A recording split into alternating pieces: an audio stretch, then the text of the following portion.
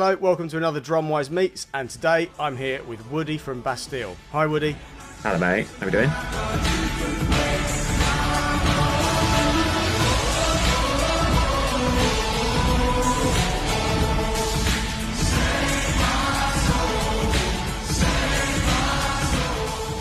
So my first question for you today is, what age did you get into drums? And when you first started playing, what bands or artists inspired you? So, my dad is still a guitarist and singer in Plymouth, where I grew up, where I'm from. And so I grew up sort of watching him play in like various covers bands from like the age of 5 or 6. And foolishly, I thought because basically I wanted to play music, but I thought if I played drums, I wouldn't have to learn to read music, which subsequently has turned out to be incredibly wrong. Um, so yeah, I started playing in school. I was in year 6, so I was like just turned 11. Um, and yeah, just kind of doing like the grades, that sort of stuff. And then so yeah, from because I'm just turned 40 now. So like at the time, like Oasis were in their pomp, like sort of tail end of Britpop, going into like new metal era on radio, that sort of thing. So that's what I sort of grown up listening to a lot like The Offspring originally. And then I, yeah, as you do, you join school bands. And then one of my like now best mates, who I didn't actually get on with at the time, Phil, he had an older brother, and he's like, "Have you heard this?" And uh, Californication had just come out, Chili Peppers, like played me Scar Tissue. I was like, no, what is this? And that became my like instant obsession. And then we were like in school bands, like murdering that sort of stuff. So yeah, my first like favorite drummer uh will always be Chad Smith. He's a monster. Has a big influence on my playing. And then subsequently, like Dave Grohl for me, just in terms of like his like musicality and what have you. When one of my drum teachers was like, "Do you realize every stroke you play starts from behind your head?" I was like, "No, I haven't really clocked it." Obviously, that's the Dave Grohl thing, so I had to sort of rein that in a bit. But yeah, just that I always say with Dave Grohl, he makes non-drummers want to air drum along to the songs he's playing on because like the fills, that sort of stuff, like it's a hook. It's like it's part of the composition. It's not just like filling time for the sake of it or making noise. It's like no, it's a catchy thing in itself. And who else? Like Jimmy Chamberlain, Smashing Pumpkins. I'm still obsessed with. There's things he does which I still can't play after 30 years of playing. Oh God, who else? Um, Obviously, yeah, Taylor Hawkins. Being from Devon as well, like big Muse fan. So yeah, people like Dom Howard. Yeah, so quite generally on the sort of rockier side of things. But then as I sort of got older and got more into drums and went to like Steve White drum clinics, who I'm very now fortunate to call a mate. He's a big influence as me. So yeah, that was it. Mm. So my dad, when I was 14, 15, into like Offspring, Chili Peppers, that sort of stuff, took me to go and see Bill Bruford play with Earthworks, which is this like properly avant-garde, off the wall jazz thing. Uh, Dad just like saw Bill Bruford as like, right, this guy's one of the best drummers of all time. I'll go and take you to see that. And at one point, he was banging drumsticks between the shells of the drums, pulled out some seashells. The piano player's playing in seven, while the bass player's playing in five, while Bill's playing in nine. And I was like, this is fucking shit. And it actually put me off drums a little bit. I was like, well, if that's what you become when you're, one of the best in the world, I was like, I'm not that interested. Which again, being 14 and ignorant to it, obviously I've since like studied jazz stuff and I appreciate what Bill's done. I'm not slighting him in any way. 14-year-old me didn't agree at the time.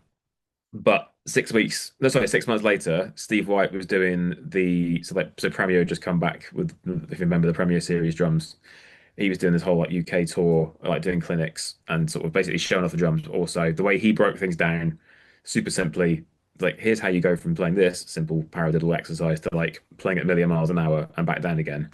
Yeah, the way he broke it down, the way he explained it, and made it feel more accessible and achievable. And talking about studying with Bob Armstrong, who I studied with as well for a number of years subsequently. Yeah, that sort of got me back on the path of Mm. them wanting to actually like really tuck in, really start working and practicing and developing.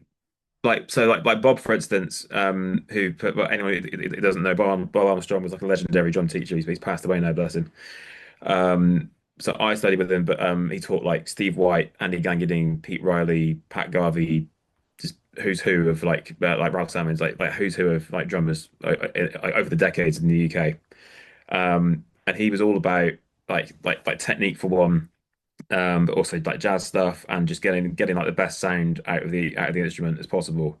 But he would never ever ever say that will do.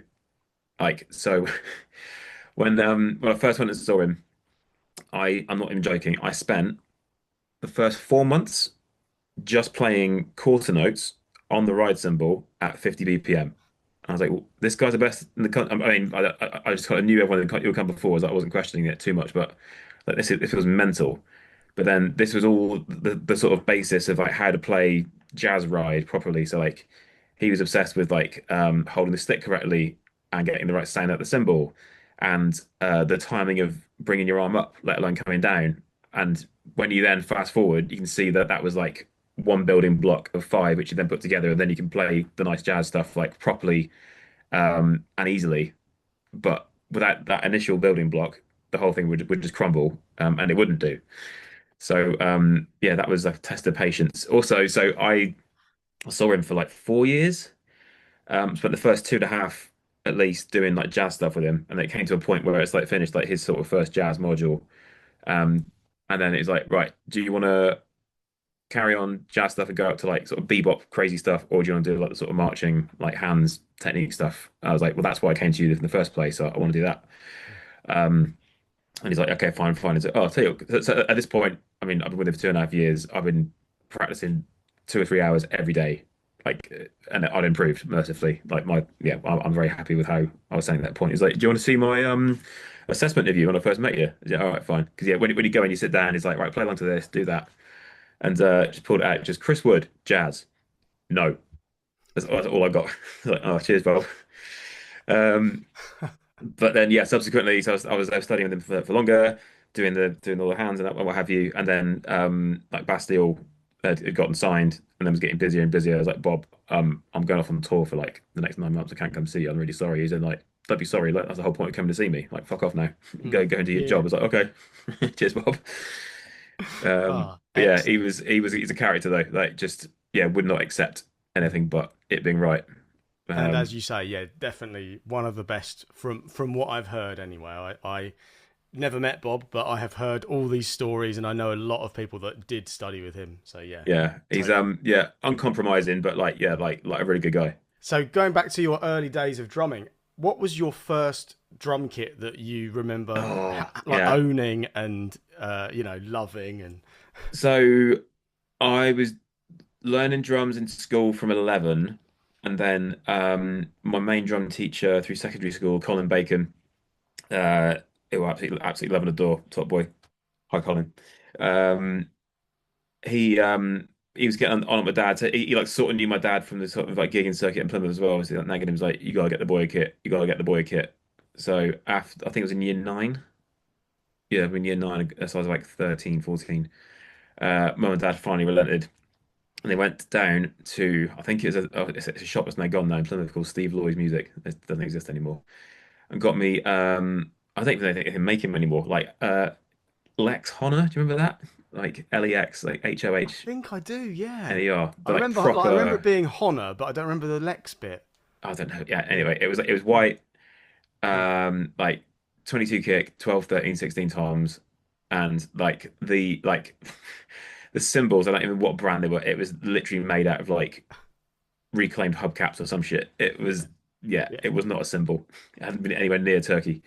Um, but yeah, love that. And it's like finally had a kit at home I could practice on. And then as you go, like you save money doing paper rounds, whatever, you sort of like acquire bits. So it's like I've got like a second-hand cymbal stand, and then like a really crappy like Peisty 200 or something crash from like a second-hand shop. And just as you go, you build all this little Frankenstein thing as you go. Um, and then yes, I was doing that, and then the My dad, as I mentioned before, like a gigging guitarist. This is back in the days when not everyone always had a mobile because I'll go back that far. Um, I went to watch him play at a pub on the outskirts of Plymouth, and Roger, his drummer, he's really good. Roger Cornell. Uh, he was a bit late. It was like 8 o'clock. Where's Rog? It's like I don't know. We'll wait for him. Everyone's getting set up like 8:30. It's like where the bloody hell's Rog? And so they phoned his house. His wife picks up. He's like, "Where's Rog?" He's like, "Oh, he's gone up Tesco's." Like, right, and he hasn't got a mobile. So at which point, my dad's mate Phil Bayliss, he's called. In fact, actually, was also my cricket coach. Weirdly, was he jump in his car, go back to mum and dad's house, get my crappy starter drum kit, just lob it in the back of the car, go back, set up, and like the band have already started without drums at this point, and I haven't practiced with them. I haven't learned any of the songs. It's like Beatles stuff, Creedence, Rolling Stones. It's just join in and go, sort of sink or swim. And thankfully, I just about didn't drown, which was good. So yeah, so that was my first sort of like accidental gig Excellent. on that drum kit. Wow. And do you still have it? Mm-mm. I don't know where that's gone now. They might have given it to a school or something. Because yeah, so I replaced that kit when I had a job during sixth form, working at KFC, as you do. So yeah, basically, yeah, like doing like school in the day and then of an evening and weekends doing KFC. So I was just there, kind of saving up, and I got myself a Tama Rockstar Custom, which I've been. And this is the days when, like, I'm sure you're the same. You're always looking through like drum catalogs Oh or yeah. whatever, or like magazine, and it's just like, oh, imagine getting that. So yeah, I was like saved up for that for ages, and a set of Sabian Pro Sonics cymbals as well. And I was like, oh, this is what actual cymbals sound like. Okay, this is a novelty. And yeah, that kit, I've still got somewhere deep in storage. Mm. Yeah, it's a blue one. I was like 10, 12, 14, 22 kick. Um, and like proper Tama hardware and stuff. Like, oh, okay, this is actually the real deal now. And yeah, so that kit, that came with me to uni. I did my first function gigs after uni on that. Like that thing served me well for like at least 10 years. Mm. Good No, stuff. no, probably 8 years probably. But yeah, and like I've still got bits of it now in the studio here, like some of the hardware and stuff I still use. Yeah. Wow. Oh, Yeah, well, nice. yeah, I love that kit. Cool. And while we're talking about kits, then going from what you used to have, although you do still have some of that Tama, what's your current setup for kind of, I suppose, for the Bastille gig? If you can like Yeah.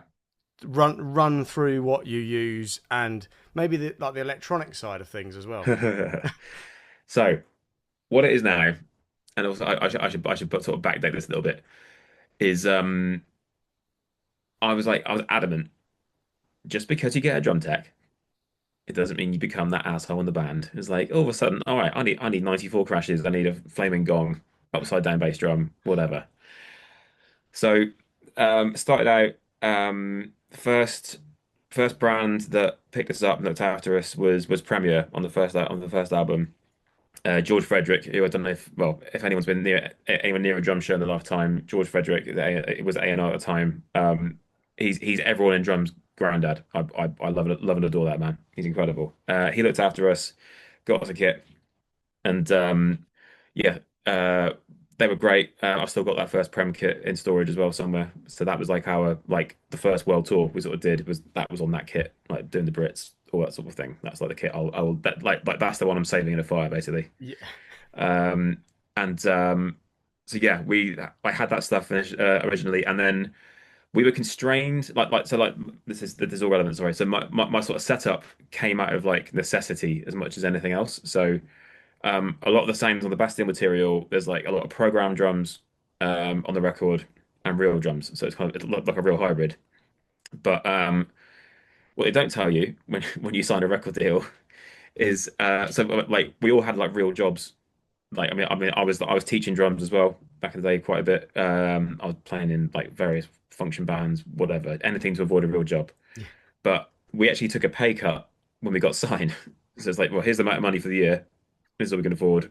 And it's like, okay, fine. And you can buy gear for the whole band out of like this pot. I was like, okay, right, we need to get a bit. So like before we got signed, we had a real janky old original SPDS, and we were like running. I had one pad and this super long cable to run it to the front of the stage. Then Dan could play bits of it as well, and that thing ran everything. We used to run backing tracks off an iPod, literally Okay. split in mono. Although that thing never crashed once. Must have sounded terrible out front. But anyway, it worked. So anyway, we get signed, and it's like, okay, right, get like the Roland SPDSX that just come out at that point, and it had like extra inputs on the back. So our approach is always, because it was only four of us at the time on stage, um, we use every limb and digit and voice possible on stage. Once that's maxed out, then something can go on track. Like some people would just be at Howard Club on track. No, we wanted to perform stuff. Um, so yeah, I had a limit of like four external pads, well, or triggers, sorry. So I've got like two pads on my left, which are still there now, like sort of stacked. Um, acoustic kick trigger, acoustic snare trigger, because there's things like say hand claps on certain songs in the chorus on the snare as well. And also to sort of circumvent like crap sound men in the early days. I used to have like a sort of 808 kick trigger program on the kick. Also, just so there's always some low end there, Yeah. just to sort of make as idiot proof as possible. And then yeah, if you look back, I mean, you still see it now online. Like there's footage of me doing certain songs where I'm doing this like mad octopus impression of just like going around different hitting pads and trying to hit real drums in between. Like our song Bad Blood, there's like two kick sounds on that. So I'm playing one of the kick sounds on my left hand in between the main beat and chucking in the hand clap as well. It's just like a bit of a pat your head tap dance and rub your belly at the same time. Um, so yeah, did all that for a while, and that was sort of maxed out, and that was like the like prem kit then. So that was like what's it, 22 kick, 12 rack, 14, 16 floor. So like one up, two down. I still play that way now. I've always liked that.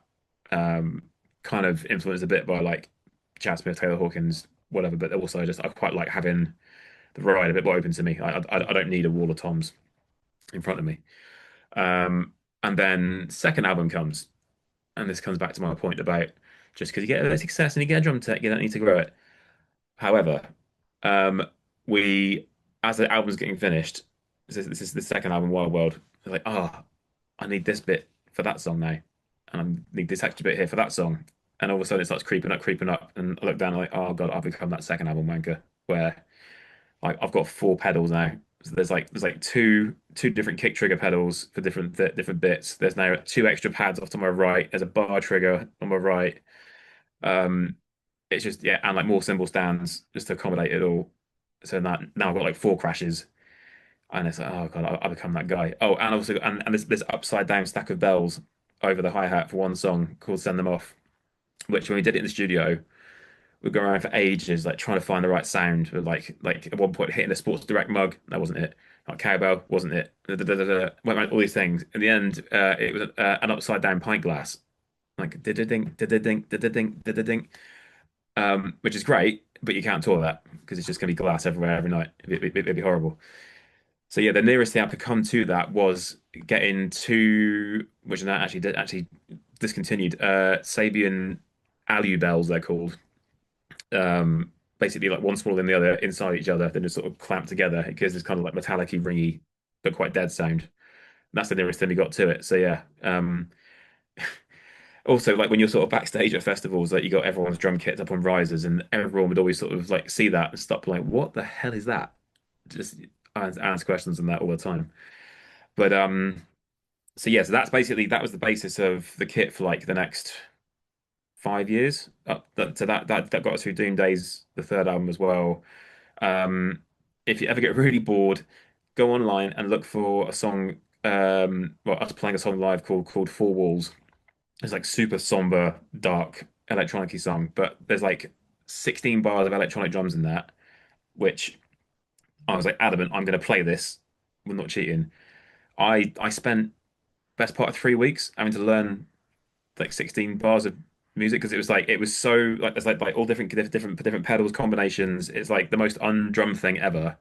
It's just having to like drill the muscle memory in. So like yeah, I finally got that down. I was so pleased, but then we don't play that song anymore.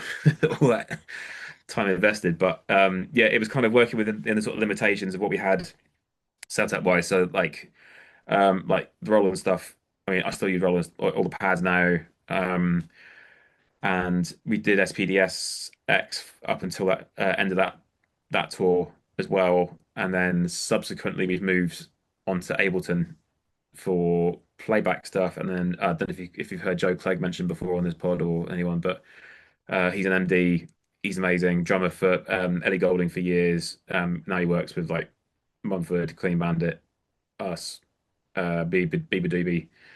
He's the boy, but he's also Mr. Ableton. He's got his own online drumming course about how to program and use Ableton.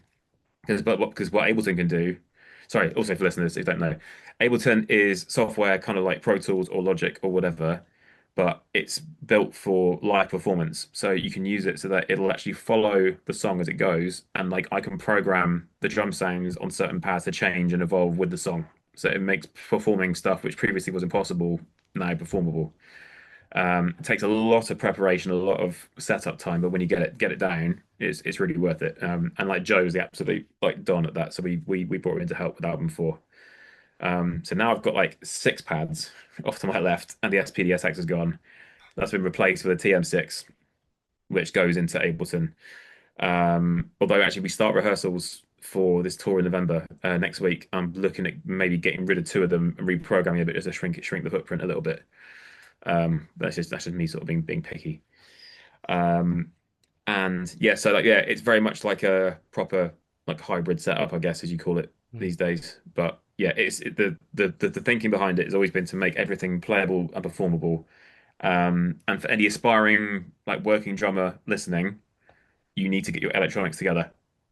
It's just now non-negotiable. Like I've done like guests or like I've like tutored occasionally down at like BIM, like filling in Brighton, and even like on the degree course, a number of people like you ask like, so has anyone ever used an SPDSX before? They're like, no. Even touched one? No. It's like, oh my, like it's all well and good learning bossa novas, whatever. If you can't get hand clap sounds to come out on a live gig, no one wants to know. Yeah. It's yeah, it's a bare minimum requirement, I'm afraid. Anyway, sorry, I've waffled. No, it's all good. Yeah, and totally. That's something that we do with, the more advanced students here, getting them to learn SPDSX stuff and, how to be an octopus essentially, Yeah, playing a groove while playing a hand clap or whatever. It's vital, isn't it? Especially with your songs. yeah, just a bit, yeah. So, moving from gear and stuff to possibly a tricky question here. It's kind of meant to be tricky. Go on If then. you had to pick just one, who would be your all-time favorite drummer? Oh, that's a horrible question. Yep.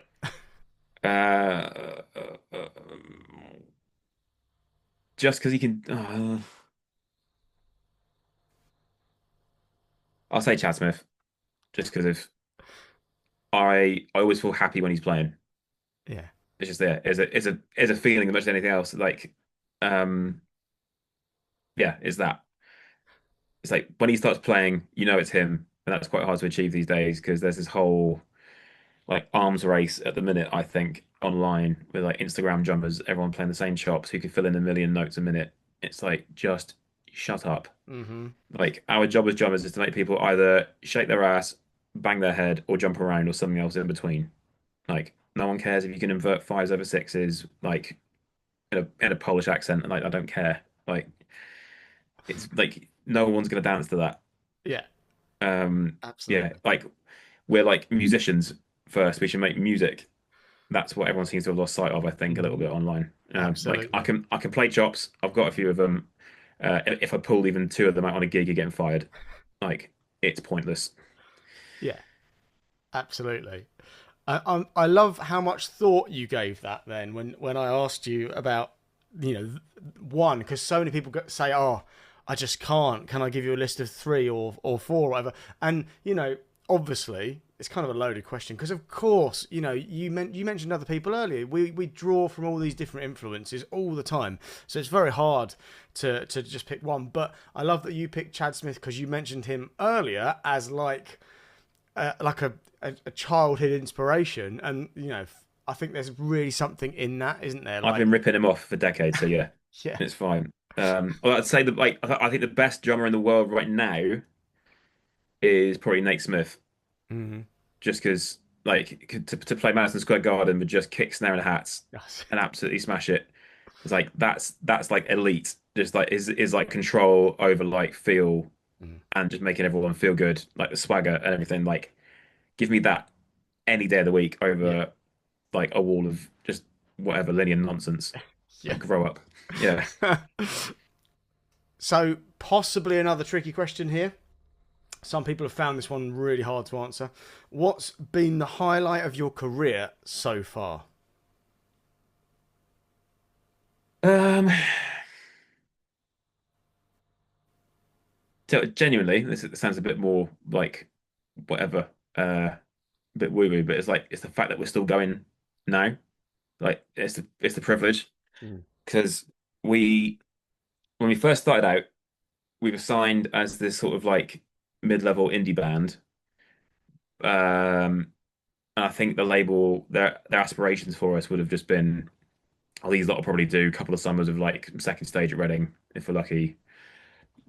Do one album, maybe that'll do okay. Second one will flop, and they'll be estate agents in 5 years' time. Um, but the fact that it went so much bigger and crazier than any of us ever dreamed. Or is it anyone? You hear anyone from that time who says, "Oh, as soon as I heard Pompeii Man, I shed a tear and started crying." They're lying, absolute liars. No one called it.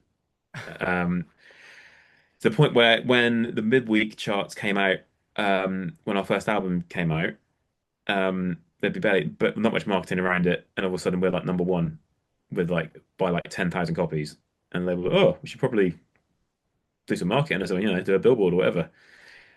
Even they hadn't called it, and then yeah, the whole thing became like a real like organic sort of success. But then we did a couple of years ago we did 10-year anniversary tour for that album, which is actually really nice because at the time when we were doing it, we were just literally clinging onto the rocket ship, and just it literally took us around the world like 20 times in 3 years.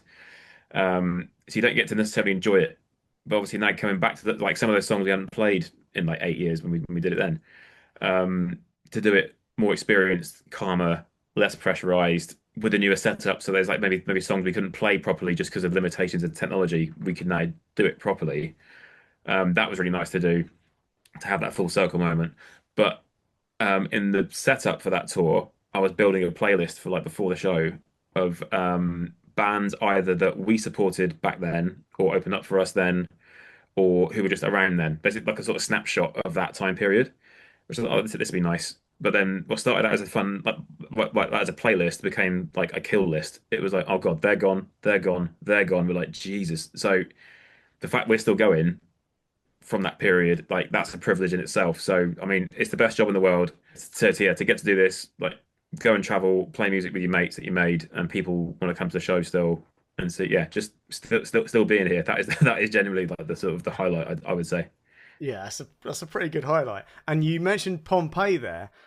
Um, I think that most people like that kind of rhythm in that song, that big kind of But tom but but but rhythm. but but but but but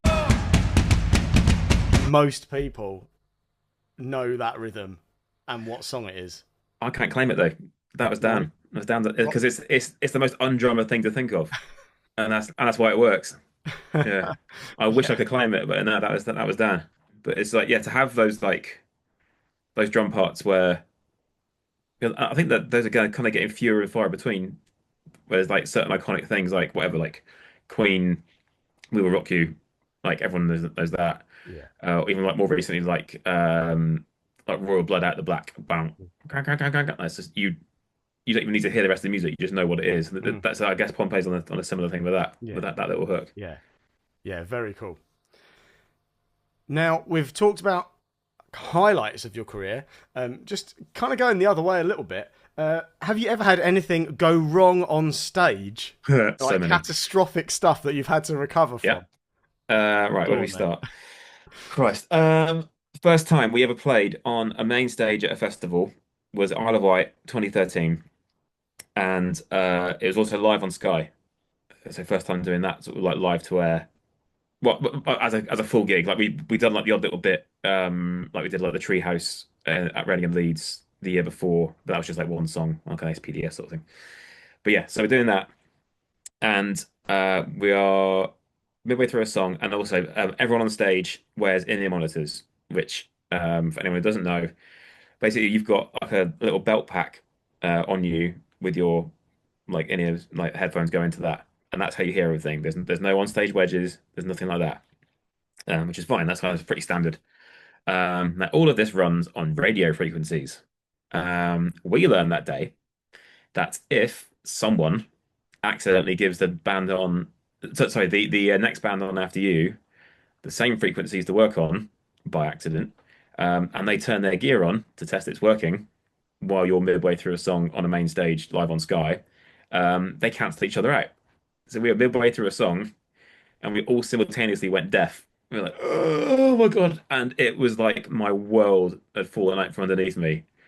Um, and because yeah, we're all on monitors. Like the only thing on stage you can hear would be my drums and Will's bass amp. Kyle's playing keys through like all like laptops and stuff. So the only reference really was like my hi-hat, which in a small room is fine. When you're on a main stage, I cannot stress how little sound travels from place to place.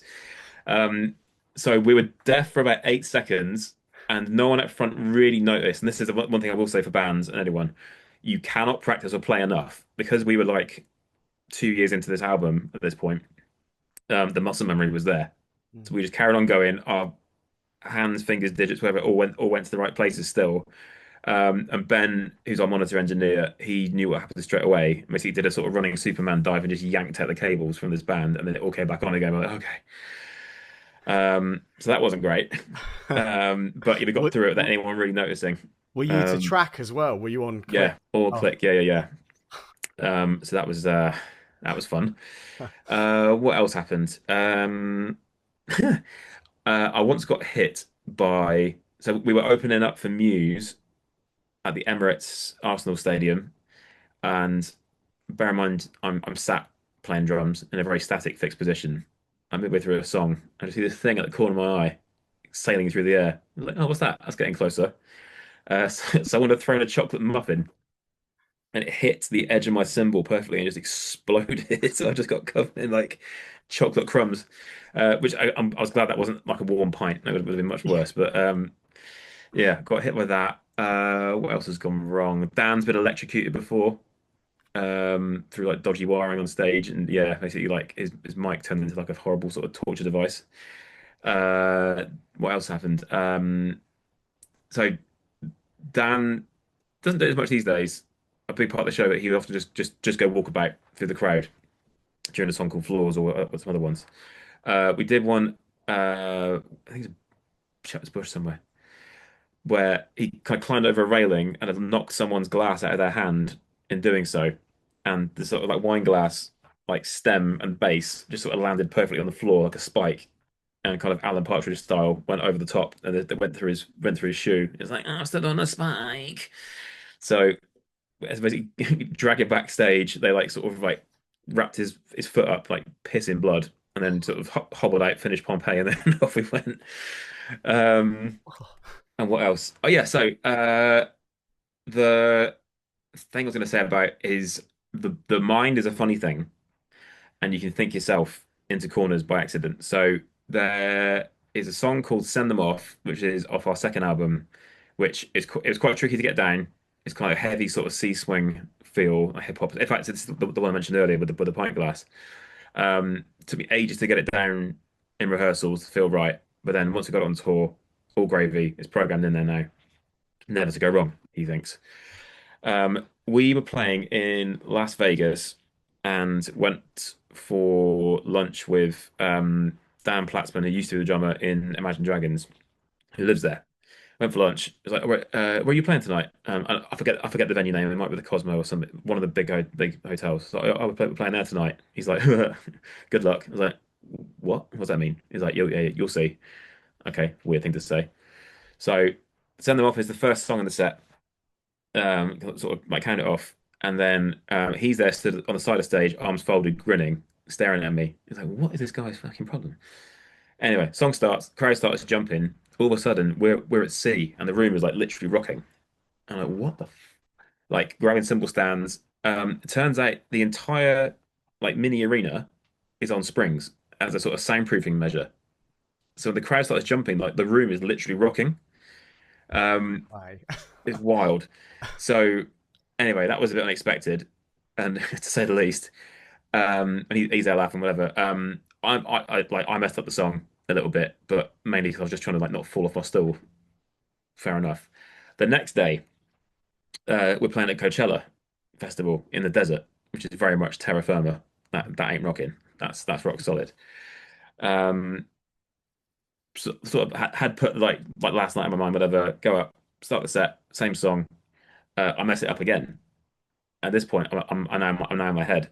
So we would like just at the start essentially of like a 7 week US run, and we're starting the set with that every night. And I get really in my head and I'm getting angry. Every sound check subsequently, I'm playing that half an hour solid, perfect.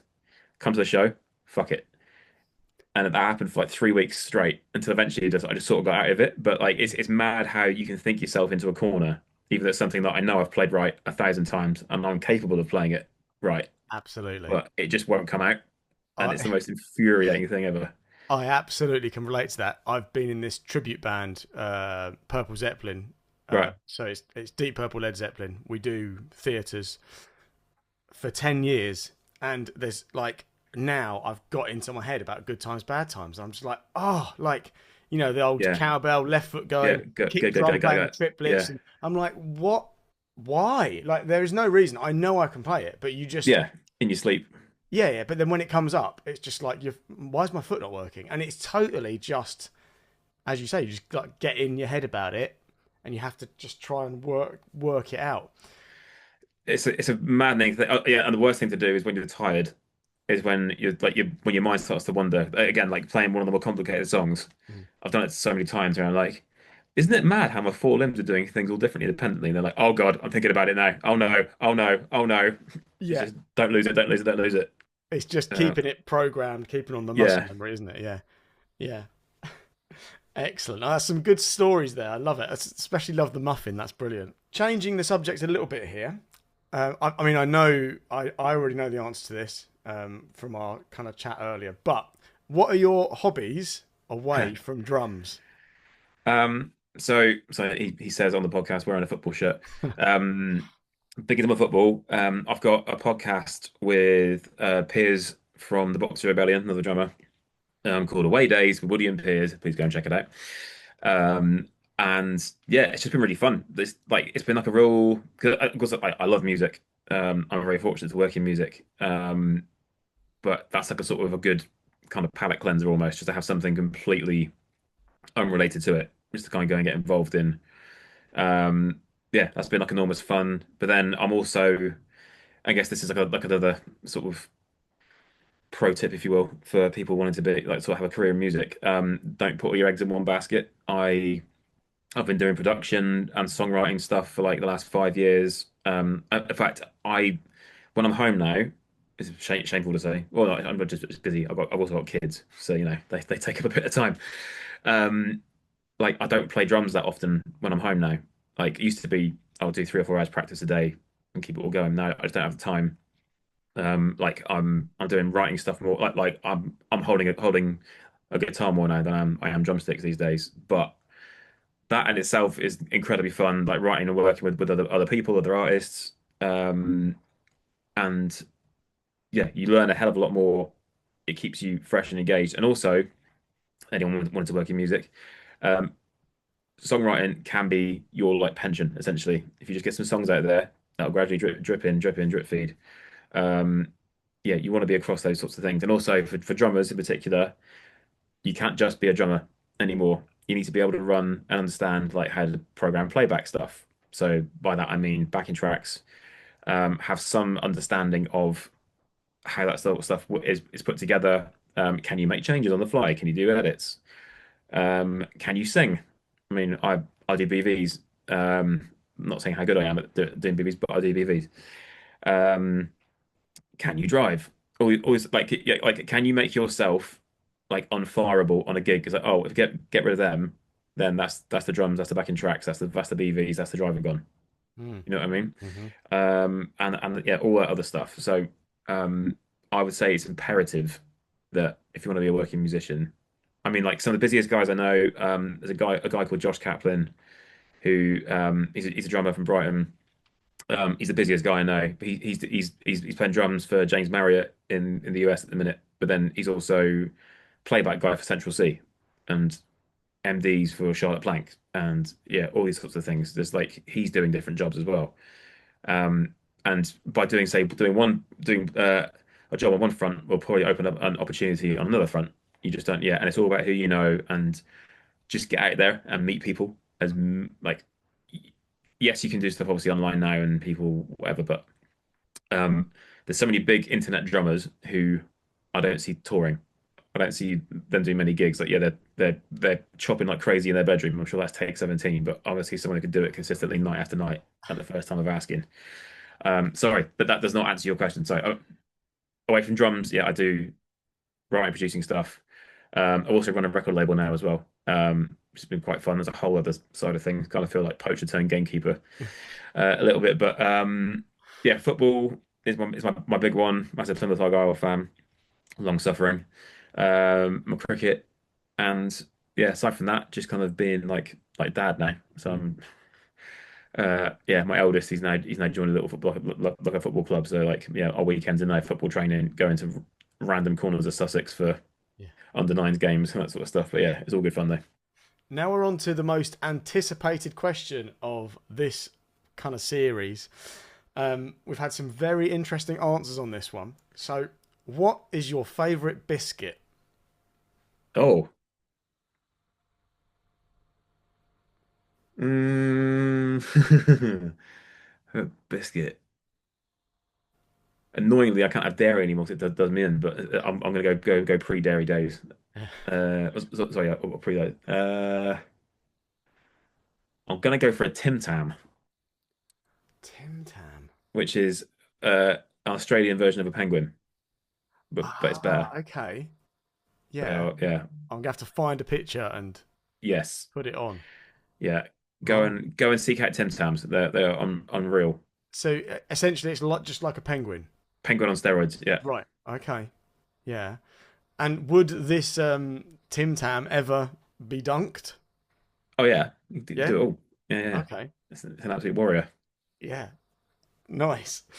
And sometimes I swerve this question slightly to say, is there anything interesting that's ever been on your rider? Like, is Oh there yeah. anything funny? I asked Vinny from Less Than Jake, and he was like, yeah, a shotgun. I was just like, okay. An actual firearm. Okay, brilliant. Yeah. Uh, we don't go that extreme. What was it? We still got it now, I think. We ask for a framed picture of one member of the band in bed with someone famous. So and that's often an excuse for like the sort of local promoters to kind of like really flex their Photoshop skills. So Mm, there's been like us in bed with the Queen, me hanging out with Liberace. Yeah, there's been some absolute belters over the years. Um, yeah, that's the main one. Local hot sauce sometimes. yeah. Um, Okay. yeah, that like Dan is currently waging a war on his tongue for some reason. Just loves the spiciest stuff he can find. Um, other than that, it's all pretty low key, really. Yeah, it's more the frame picture of someone famous. The picture's very good. Do you always get it, or sometimes do you turn Yeah, up and there's not one? Okay. like they do always. Yeah. Although, so everyone always talks about the whole brown M&Ms Yeah. thing with Van Halen. Van Halen famously would always ask for a bowl of M&Ms with the brown ones taken out, or whatever color it was. Um, and everyone thought, oh, that's a real like bougie sort of rock star thing to do. But they also had a very complicated technical rider for on stage with all the pyro, all the fireworks, and flame cannons and whatever. So that was there as a sort of safety catch, if you will. So basically, if the promoter had ignored the brown M&Ms, chances are they also ignored the really dangerous pyro things as well. So then that would be their cue to then go and like triple check all the things that go bang on stage. So yeah, Right. there was actual method to the madness. So on to my final question for you now, Woody, and that is if you could give one piece of advice to your younger self, so when you kind of first started playing, What would that be? Student loans are not free money. Um, that sounds really basic. Just don't give up. There's so many people who I know, like when I went to music college or whatever, like way better drummers than me, but they didn't want it badly enough. Sort of, didn't because I mean, I was 20, 26, 27 when we signed, which for some bands that could be seen as old. But yeah, I've been doing like dive bar gigs and stuff for 6 years at that point. Mm. And then some people sort of after two, they're like, "Oh, I've had enough of this. I'll go and get a job doing whatever." Um, yeah, it's just kind of more like asking yourself like how badly do you want it? Because everyone's got an excuse. So, oh, I could have done this if that. And it's like, well, the ones that do, and like I see it now, especially with the writing stuff, production stuff, the record label stuff. There's like young kids coming through now who, when you see it, like they've just got that drive. Like doers will always do, essentially. Like they haven't got to be told. They will just like if no one's letting them through do something, they'll figure out a way around it. And like I think that's something that you probably can't teach really. That's where some people go really far because they will just get on and do. Mm. Maybe like they're not even realizing that they are doing it, but it's just sort of like inbuilt. And also I guess there's a more like broader thing. People think like I want to go there. This is the thing I'm gonna do. That's what I'm gonna achieve in 10 years' time. Maybe you end up like over there instead somewhere, but it'd be like a weird journey to get there. But maybe being at point B rather than point A is actually not as bad as you thought. Mm. Just there's like if you're going to keep doing this like for a career, or whatever, there is a thread you will follow, and it'll take you to weird places. It's like, oh, I'll say yes to this opportunity, or I'll go over there. I wasn't thinking about that, but I'll try it. See how it goes. You never know who you're going to meet or how it's all going to pan out. So yeah, just keep going and follow the thread. And sorry, no, other advice for everyone is don't be a dick. There is no excuse. Manners don't cost a penny. There are some raging egos I've come across, and people do not like them. And it's a very small industry. It takes 10 years to build a rep and 10 seconds to torch it. Like, you can be firm, you can be blunt, never be rude. There is no excuse. There's so many instances where, say, if you're at the start, you're on your way up, say like whether like in my little silly band when we just had our first little taste of sort of success, there's people all around you who are say even interns at either like a record label or like live stuff where it's like they're the youngsters, but also they're also doers. Like they aren't going to be in the same place in 10 years' time. If you're on the way up and say if you're coming back down again, if you've been nice at the start and people remember that, people will help give you a softer landing and try to give you a few leg ups. If you've been a dick to them, they will just give you a bigger kick down the stairs, so you're gone quicker. Mm. Um, yeah, it's just always pay it forward. You never know what's going to come back. So, Woody, thank you so much for your time today doing a DrumWise Meets with us. It's been an absolute pleasure having you on. Thanks, man.